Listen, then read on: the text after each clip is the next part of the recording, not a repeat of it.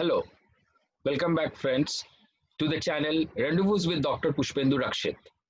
Now we are moving ahead with the series of types of cybercrime and attacks. Let us see what we are having for the day. Today we are discussing on botnets.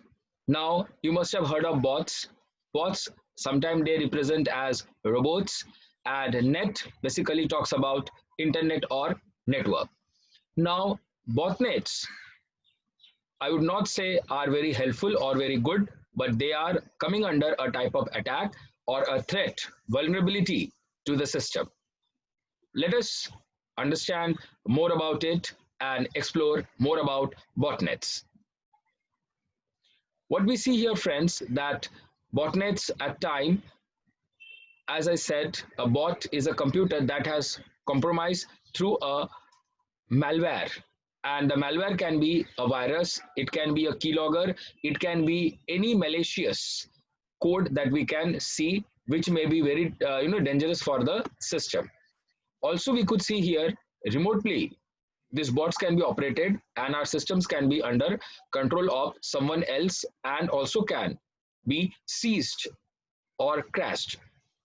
Cyber criminals can use these bots, which are also called as zombie computer.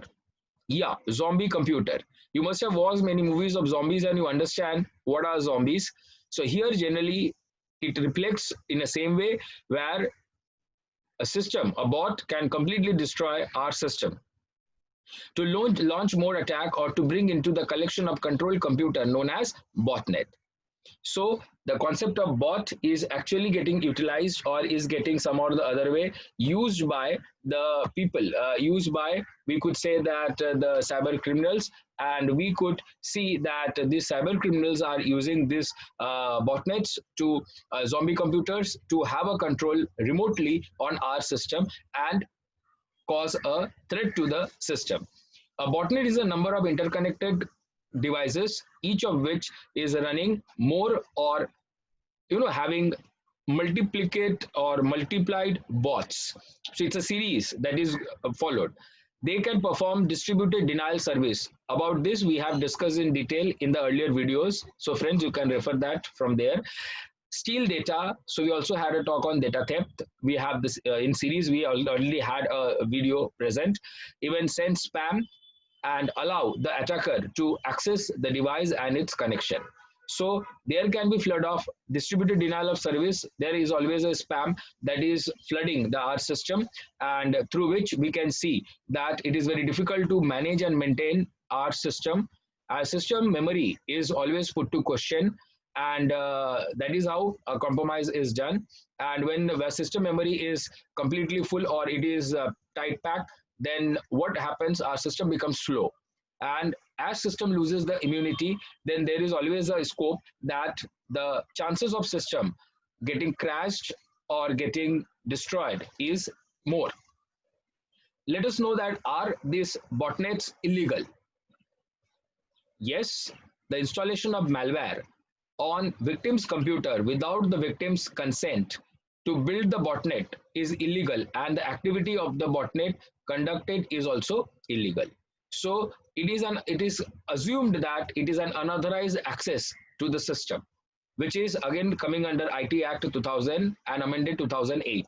We will discuss about this in later, which is 63. We have the section 63A, where we could see this sort of unauthorized access is not allowed.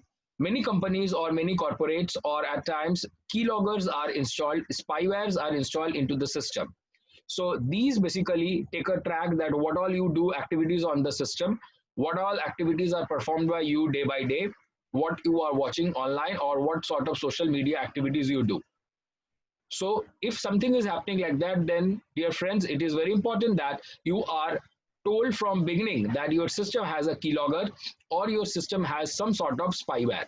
Otherwise it becomes an illegal activity, because that shows breach of trust, and also it shows that there is an unauthorized access into your system, and it is ultimately threat to your personal data, whatever you are surfing or searching. So better be aware whenever you are using such system, either given from organizations or corporates, so you need to be aware of. Otherwise, by chance also, if the systems are shared, then these sort of activities can take place.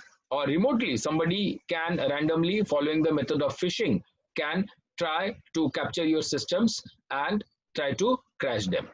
Famous 9 botnet attacks in the 21st century. Let us see. We have here like Earthlink Spammer by 2000. We have Cutwell 2007. Storm 2007, Grum 2008. Then we have Karkane, that is 2008. Mariposa, that is in 2008. Then Mebot, that is 2016, and Mirai, that is in 2016. These are the major popular botnets which have caused devastation across globe for multiple, the sectors: defense, finance. We are having education, healthcare. So these are some or the other way creating havoc. There is a pictorial representation, dear friends, which you can see here. Here we have the botnet herder, that is somebody who is trying to herd the things, somebody who is having a vigilance on the systems and who is following the method of phishing. Now here you can see online black market. So that is what is happening, and these are the spammers or phishers or attackers who are trying to get into the online, and through multiple modes or channels they are trying to reach to the data or breach the security, and then they want to get into the systems. Now also one side we see identity theft can happen because of this. We can have spams runs because of this. Then we can have hosting phishing attacks, DDoS attack. These are the drawbacks of such attack which is done via botnet. So we need to be very careful about the things. And even whenever at times we are discussing or we are using a chatbot which comes automatically whenever we serve the website. So if the website is a fake website, if it is a spoofed website, then we need to be careful that by chance, if we are using the chatbot, then again we may land up sharing the data, and there may be some links. If we click, then our system will again be in trouble. So we need to be cautious. We need to be cyber alert whenever we are using the platform, either social media or in general whenever we are opening a mail or a message. How can botnet be prevented? That's a major question which everybody will be interested to know. So other than having the generic sort of patterns which we see in order to protect the system, in order to protect the privacy, in order to protect the data, there are certain things which are also existing. So always keep your software and security patches up to date. So your system should not have any loopholes at all. Then you can see that, but most importantly, protect yourself with the powerful antivirus such as Avast antivirus. We are having Avast, we are having Norton, we are also having Quickhill. So this sort of antiviruses are very good. Sometimes people do complain that Norton slows down the system, but it is the best one. And these all the antiviruses, they are malware protected, they are anti-malware, they are having antivirus, anti-botnet. So they have a lot of things. And with versions that are coming in market now, we have more number of facilities available. So they can avoid, or they can protect our system from getting infected. And nowadays without internet we are not working, so all the time we are on the internet. So it not only that it is directly done, as we have seen in the type of attacks that we have, spearing, where somebody is directly trying or targeting an individual. It can be in group also. So whenever a website you are visiting, by chance some links you are clicking, downloading is done from there, then automatically again you can invite the viruses into your system.